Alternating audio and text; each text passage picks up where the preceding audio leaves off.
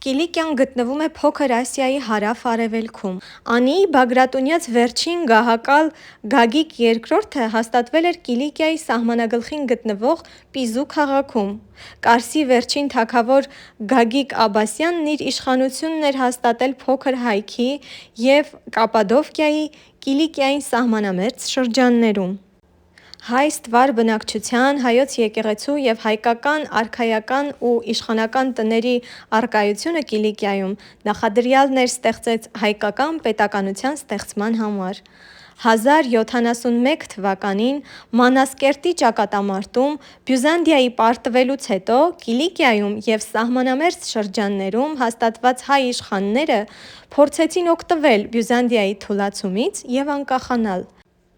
Բյուզանդական ծառայության անցած հայ իշխան Փիլարտոս Վարաժնունին հյուսիսային Ասորիքում և Կիլիկիայի արևելյան շրջաններում հիմնեց մի ուժեղ հայկական իշխանություն, որը գոյատևեց գրեթե 2 տասնամյակ։ Ցավոք, այն սկսեց քայքայվել դեռևս Փիլարտոսի կենդանության օրոք,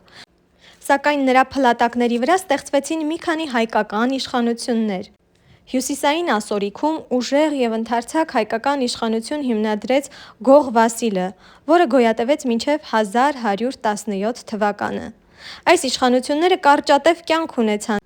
սակայն կարողացան կասեցնել սելջուկների ներթափանցումը Կիլիկիա։